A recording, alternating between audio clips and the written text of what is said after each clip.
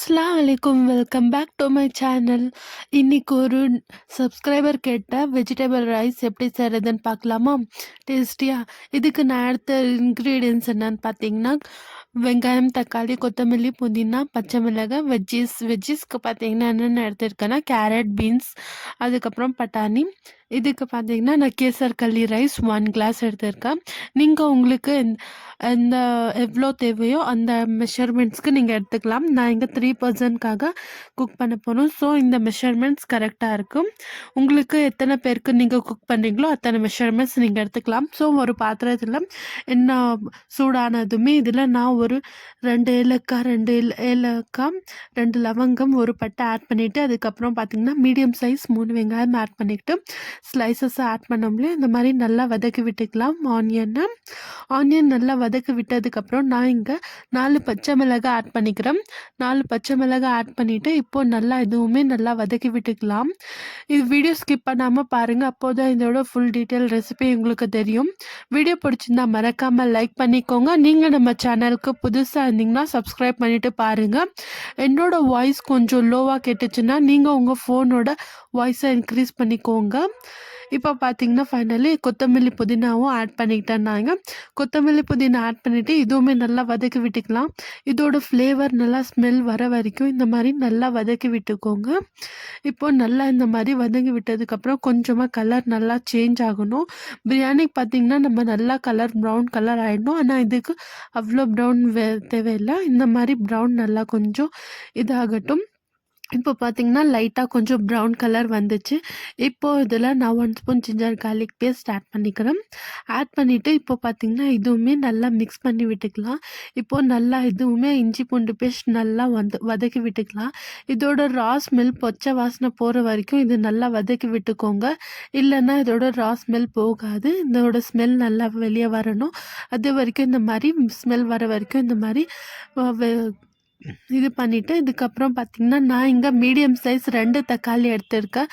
இதுவுமே நல்லா வதக்கிட்டு விட்டுக்கலாம். 2 மீடியம் சைஸ் தக்காளி எடுத்திருக்கேன். இது நல்லா மிக்ஸ் பண்ணிவிட்டு இதுவுமே நல்லா வதக்கி விட்டுக்கலாம்.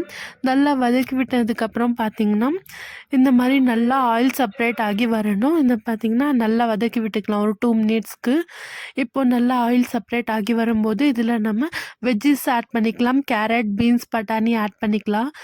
நான் ஆட் பண்ணிவிட்டு இதுவுமே நல்லா மிக்ஸ் பண்ணி விட்டுக்கலாம்.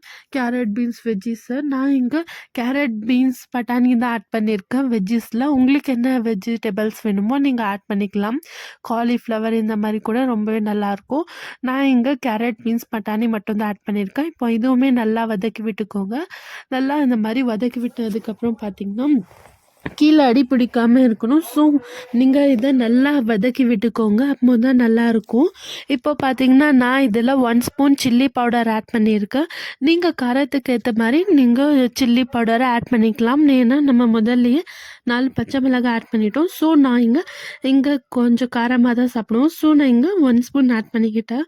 அதுக்கப்புறம் தனியா பவுடர் ஆட் பண்ணிக்கிட்டேன். 1 ஸ்பூன் ஆட் பண்ணிவிட்டு திரும்பியும் இதில் நல்லா மிக்ஸ் பண்ணி விட்டுக்கோங்க மசாலா, வெஜ்ஜீஸை.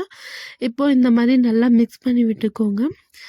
உங்களுக்கு இதில் எதுவுமே ஹோம்மேட் மசாலாஸ் மட்டும்தான் ஆட் பண்ணியிருக்கேன். எதுவுமே ஆர்டிஃபிஷியல்ஸ் எதுவுமே நான் ஆட் பண்ணலை, மசாலாஸ் எதுவுமே. இப்போது இந்த டைமில் பார்த்தீங்கன்னா கொஞ்சம் ஆயில் செப்ரேட் ஆகி வரும்போது நான் இங்கே சால்ட் ஆட் பண்ணிக்கிட்டேன் 2 ஸ்பூன்னு.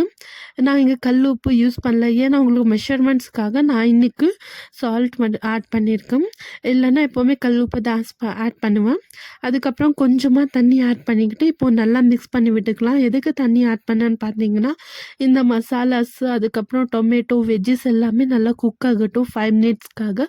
ஸோ இது பார்த்திங்கன்னா இது குக் ஆகிறதுக்காக நான் கொஞ்சமாக தண்ணி மட்டும் ஆட் பண்ணிவிட்டு இப்போ திரும்பியுமே நல்லா மிக்ஸ் பண்ணி விட்டுக்கலாம். இந்த மாதிரி நல்லா மிக்ஸ் பண்ணி விட்டுட்டு 5 மினிட்ஸ் நல்லா குக் ஆகும்போது இந்த டைமில் நம்ம கஸ்தூரி மேத்தி இருந்தால் உங்கள் வீட்டில் இந்த மாதிரி நல்லா கையில் நல்லா இந்த மாதிரி தடவி க்ரஷ் பண்ணி ஆட் பண்ணிக்கோங்க. இந்த மாதிரி க்ரஷ் பண்ணி போட்டிங்கன்னா சேர்த்திங்கன்னா ரொம்பவே நல்லாயிருக்கும். டேஸ்ட் வைஸ் ஸ்மெல்லுமே ரொம்பவே சூப்பராக இருக்கும்.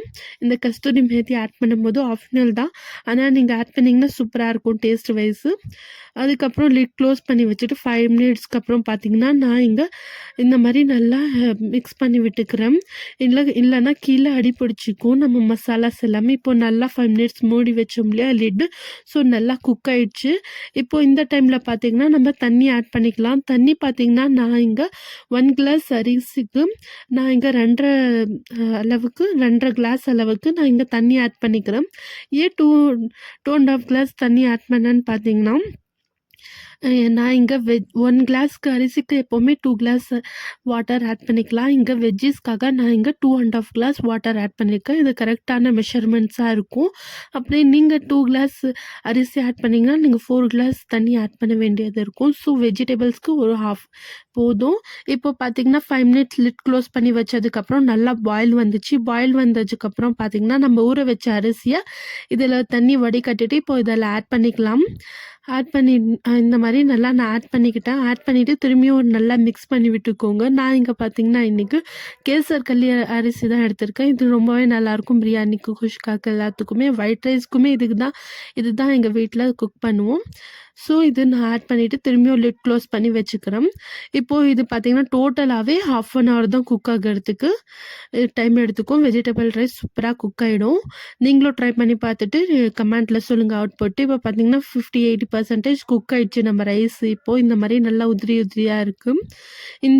இந்த மாதிரி மெஷர்மெண்ட்ஸ் தண்ணி ஆட் பண்ணிங்கன்னா ரொம்பவே நல்லாயிருக்கும். இல்லைன்னா குழஞ்சிடும், இந்த மாதிரி எல்லாம் இருக்கும். ஸோ இப்போ இந்த மாதிரி மெத்தடில் நீங்களும் ட்ரை பண்ணி பார்த்துட்டு சொல்லுங்கள்.